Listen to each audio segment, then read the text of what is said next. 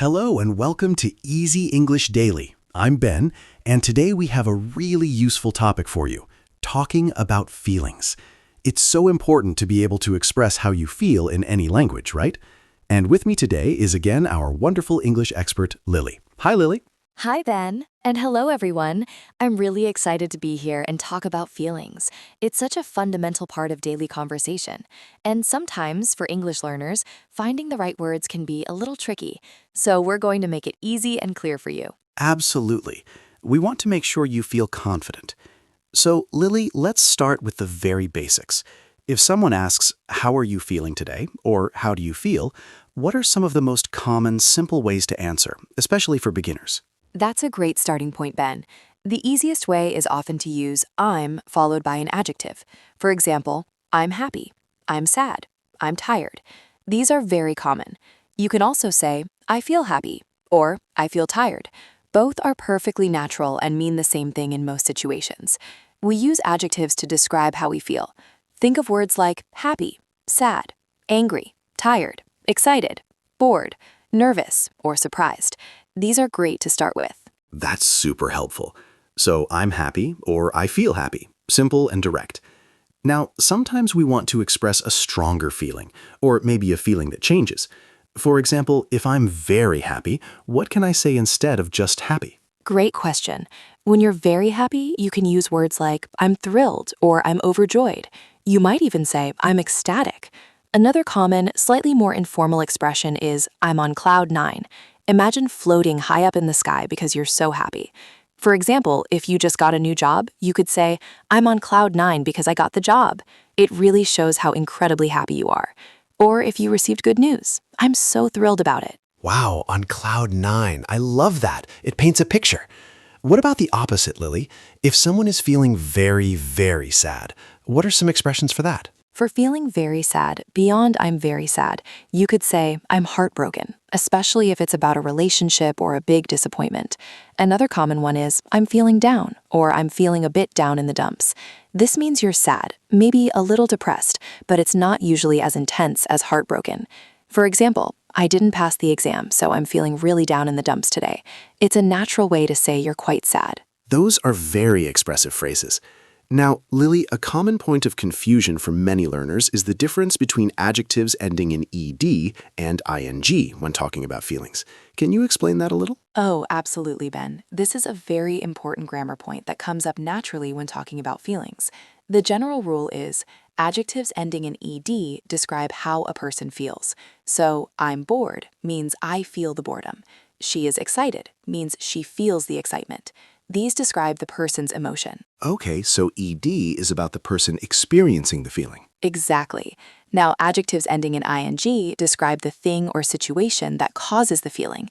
So, the movie is boring means the movie causes boredom. The news is exciting means the news causes excitement. So, you wouldn't say, I'm boring if you mean you feel boredom. That would mean you cause boredom in other people. You'd say, I'm bored. Similarly, you wouldn't say, I'm excited unless you mean you are a person who makes other people excited. You'd say, I'm excited to describe your own feeling. It's a subtle but very important difference. That's a fantastic explanation, Lily. So, for example, I am tired because the work is tiring, or I am confused because the instructions are confusing. Got it. Let's move on to anger. How can we express anger from mild annoyance to strong anger? Good one. For mild anger or annoyance, you can say, I'm annoyed or I'm irritated. Maybe something small is bothering you. For example, I'm irritated by the loud music next door. When you're a bit more angry, you'd say, I'm angry. And when you're very, very angry, you might say, I'm furious or I'm enraged.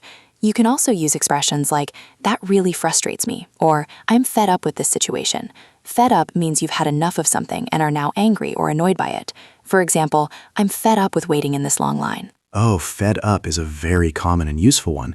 And Lily, when we talk about anger, we often mention who or what we're angry at or about. What's the correct way to use prepositions there? Yes, great point, Ben. When you're angry at or with a person, you use at or with. So I'm angry at my brother, or I'm angry with my boss. Both are correct and very common. But when you're angry about a situation or a thing, you use about. For example, I'm angry about the canceled flight, or she's angry about the misunderstanding. So at or with for people, about for things or situations. This is a super helpful grammar detail for expressing anger clearly. That makes perfect sense. Thank you for clarifying that. Let's talk about some other common feelings. What about feeling nervous or worried? For nervousness or worry, we have several good expressions. You can say, I'm nervous or I'm worried. These are straightforward. If you have a big presentation, you might say, I'm nervous about my presentation. Or if you're thinking about future problems, I'm worried about the exam results. A slightly more informal way to say you're nervous, especially before an event, is I have butterflies in my stomach. Imagine little butterflies flying around inside your stomach. That's how some people describe that nervous feeling. It's really common. For example, I have butterflies in my stomach before every performance. Ah, butterflies in my stomach. That's a classic.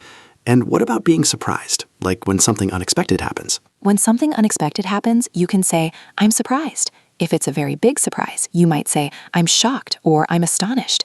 If it's a pleasant surprise, you could say, I'm pleasantly surprised.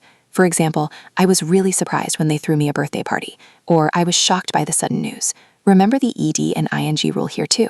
The news was surprising, but I was surprised by the news. Excellent reminder. So we've covered happy, sad, angry, tired, excited, bored, nervous, and surprised. Those are really strong foundations for expressing feelings. Lily, do you have any final tips for our listeners when they're trying to use these expressions in daily conversation? My biggest tip, Ben, is to practice. Try to identify how you're feeling throughout the day and then try to say it out loud in English. Use these phrases. Don't be afraid to make mistakes. That's how we learn. Also, pay attention to how native speakers use these expressions in movies, TV shows, or podcasts like ours. Listen to the context.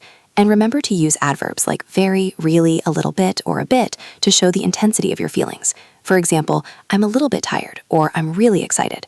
This adds nuance. And most importantly, keep it simple at first. As you get more comfortable, you can add more complex expressions. That's fantastic advice, Lily. Practice, listen, and keep it simple. Thank you so much for breaking down these essential expressions for talking about feelings. This has been incredibly helpful for anyone learning English. You're very welcome, Ben. It's been a pleasure.